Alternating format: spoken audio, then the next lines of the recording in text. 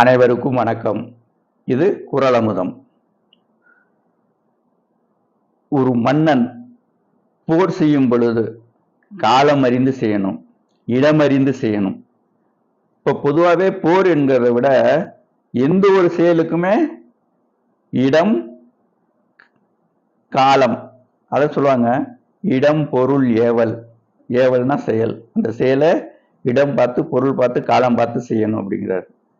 இடனறிதல். இடனறிதல்னா இடம் பார்த்து சண்டை செய்யணும். இப்ப எந்த இடத்துல யாருக்கு வலிமை? இப்போ இந்த நாய்கள் எல்லாம் பார்த்தோன்னா தெருவில் என்ன பண்ணுவோம், அந்த குறிப்பிட்ட தூரம் வரைக்கும் குறைச்சிக்கிட்டே ஓடியாரும், அது அவங்க எல்லை அப்படின்னுட்டு. வேற ஒரு இடத்துக்கு போனோம்னா வேற ஒரு நாய் அது குலைச்சிக்கிட்டு போவோம், குலைச்சிக்கிட்டு வரும். இப்போ அந்தந்த இடத்துல அவங்கவுங்க வலிமையானவர்களா இருப்பாங்க. அப்போ அவங்களை எதிர்கொள்றது எப்படி எதிர்கொள்ளணும் அப்படின்னு இடம் அறிந்து எதிர்கொள்ளணும்.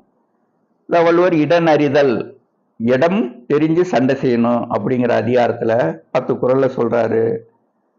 குறள் எண் 498.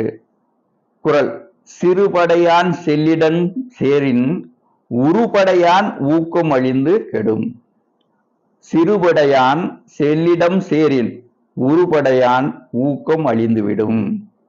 உருபடையான் ஊக்கம் அழிந்துவிடும். உருபடையான்னா மிகப்பெரிய ஒரு படையை வச்சிருக்கிறவன், அவனுடைய ஊக்கத்தை அழிந்து கெட்டு போயிடுவான், தோல்வி அடைஞ்சிருவான். யாரு?